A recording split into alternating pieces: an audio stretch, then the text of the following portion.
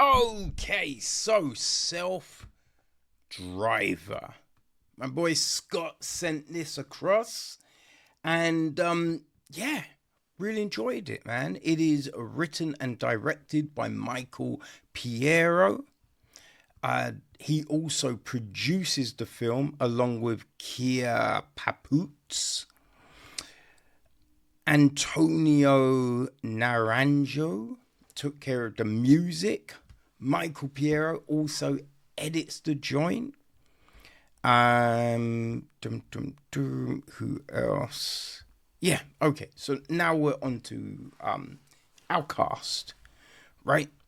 In the film, we are following D, who is played by Nathanael Chadwick, and then the people he, comes across in this, right? So we have got the lightweight played by Adela Husenbooks, right? Her friend played by Lindsay Ivan. We got the Selena Kang, Melanie Latchman, Melissa Maluti. They're all other passengers in the car, along with our angel girl, played by Kat Filipov. We've got our dubious job guy, played by Christian Aldo. Our disheveled man, played by Harold Touche. There's Bro, played by Reese Presley, and Sis, played by Lauren Welshner. Right, so that is the cast. Now, what is the film about, right? So, facing the mounting expense and unrelenting pressure of modern living, a down on his luck cab driver is lured onto a mysterious new app that promises fast, easy money. As his first night on the job unfolds, he is pulled ever deeper into the dark underbelly of society, embarking on a journey that will test his moral code and shake his understanding of what it means to have free will. The question becomes not how much money he can make, but what he'll be compelled to do to make it. If you've got nothing to lose, how far would you go? Right, so yeah, that's the film, man. And yeah, no, this was great, right? This was a really enjoyable film.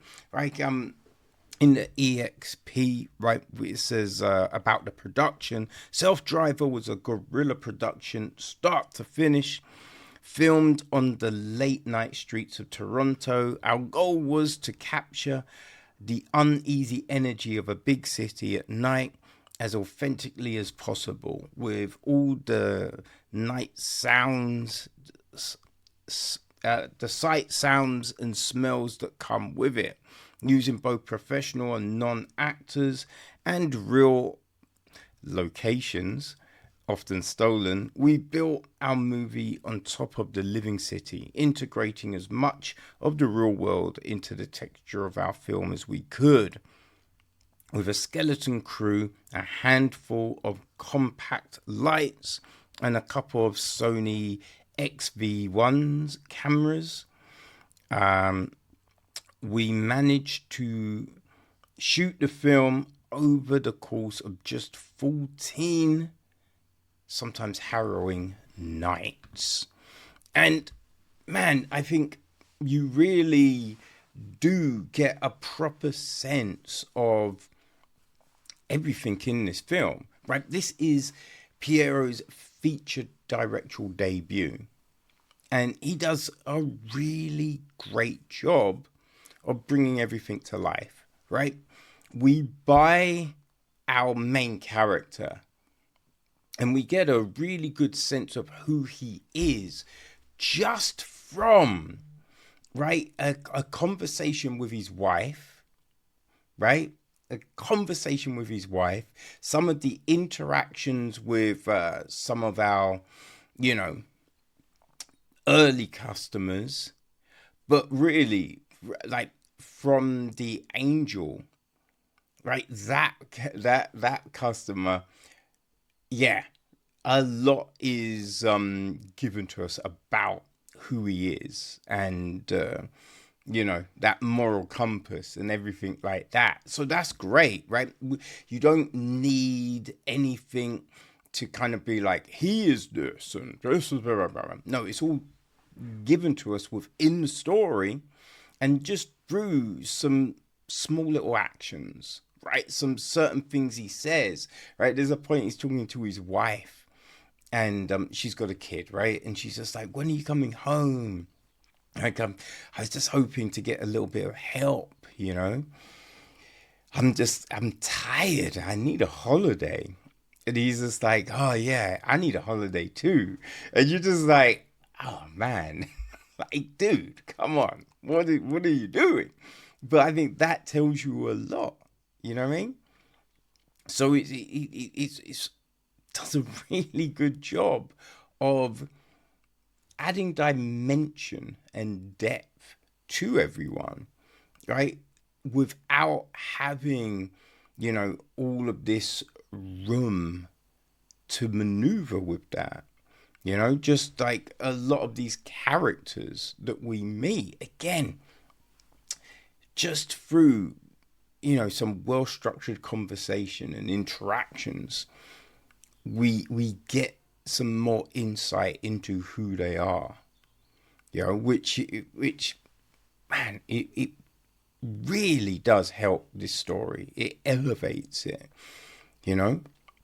We got this cast and we might not know all of these people, but they do a fantastic job, really do a fantastic job of you know, bringing everyone to life, right?